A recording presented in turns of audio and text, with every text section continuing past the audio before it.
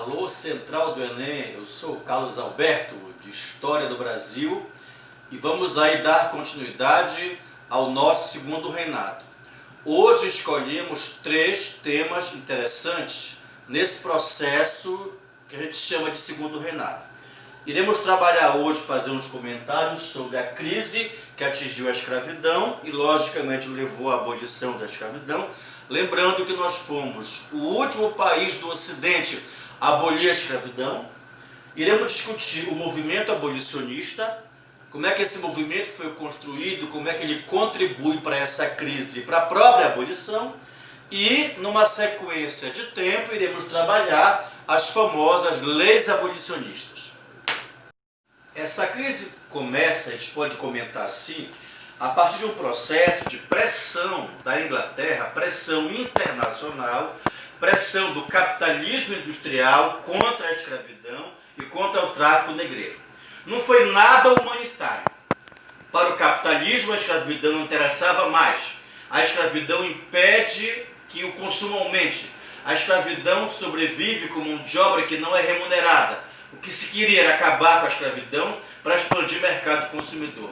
Uma prova dessa pressão inglesa é o ano de 1845, com o famoso Bill Aberdeen, uma lei britânica que autorizou a marinha inglesa a apresar navios que estivessem traficando escravos em águas internacionais. Vejam aí o grande capital internacional não mais interessado na escravidão, combatendo o tráfico negreiro. Em função dessa pressão internacional, o Brasil finalmente, em 1850, aprova a famosa Lei Eusébio de Queiroz. A Lei Eusébio de Queiroz resulta desse processo de pressão da Inglaterra contra o tráfico negreiro. E o que é que essa Lei Eusébio de Queiroz determinou? Exatamente a abolição do tráfico negreiro.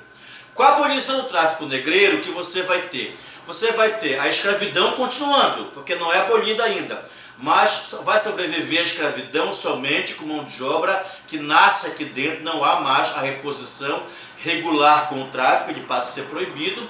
Você tem o encarecimento dessa mercadoria escrava e você tem principalmente o processo de intensificação da imigração europeia para o Brasil e um processo que mais tarde vai ser trabalhado de transição ou de substituição do trabalho escravo pelo trabalho livre e remunerado.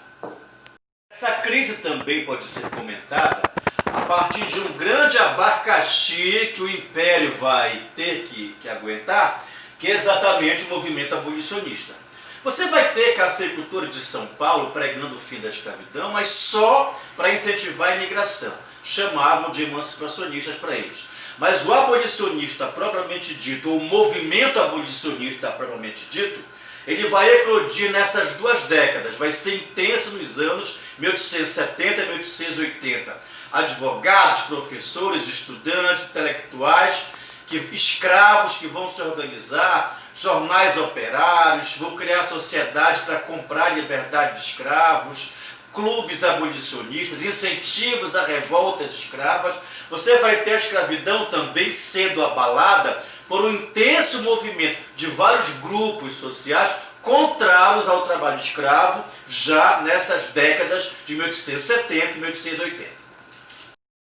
E falando agora nas famosas leis abolicionistas, a gente começa falando na famosa e polêmica Lei do Ventre Livre de 1871.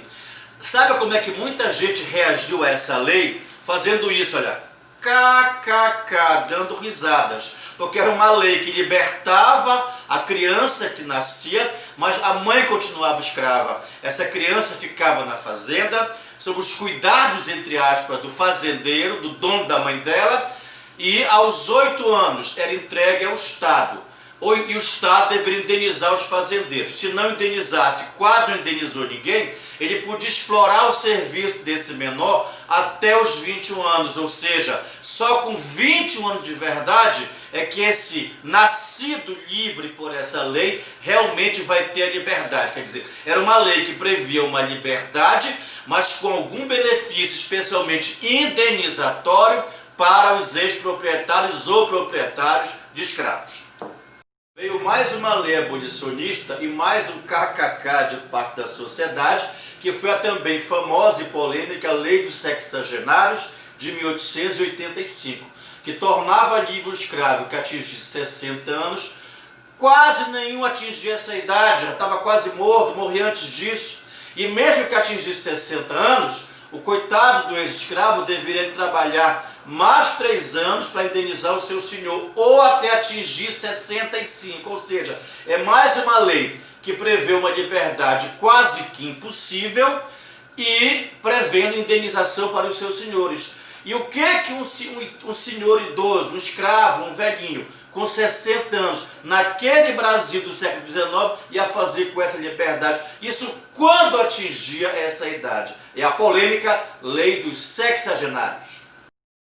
E finalmente, em 13 de maio de 1888, nós temos a última abolição da escravidão do Ocidente, que é exatamente a Lei Áurea aqui no Brasil, assinada pela famosa princesa Isabel, que inclusive passou a ser conhecida como Isabel a Redentora, que é mais um dos mitos criados pela história oficial do Brasil. Na verdade, gente, haviam vários projetos de lei abolicionista. Entre esses projetos havia um que defendia uma lei que abolisse a escravidão, garantisse aos escravos financiamento, garantisse terra, garantisse escola, garantisse acesso econômico, inclusão econômica e social. E na verdade essa liberdade que veio apenas libertou mais de 700 mil escravos que o Brasil tinha, e praticamente joga esse grupo social, essa parte da sociedade, numa situação de racismo, numa situação de exclusão, numa situação de pobreza, porque não há um processo de integração dos ex-libertos à sociedade, à economia, nem à nação brasileira. Foi por isso, gente, que o movimento negro no Brasil passou um rolo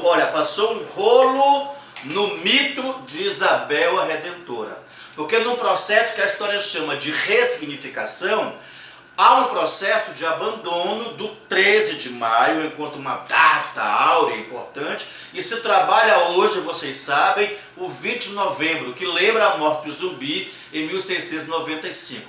O famoso Dia Nacional da Consciência Negra é para lembrar que a luta no passado foi contra a escravidão, contra o açoite, contra o trabalho escravo. E essa luta se transforma no presente numa luta contra o racismo, o preconceito, a favor da inclusão, de uma reparação histórica desses grupos historicamente excluídos. É isso?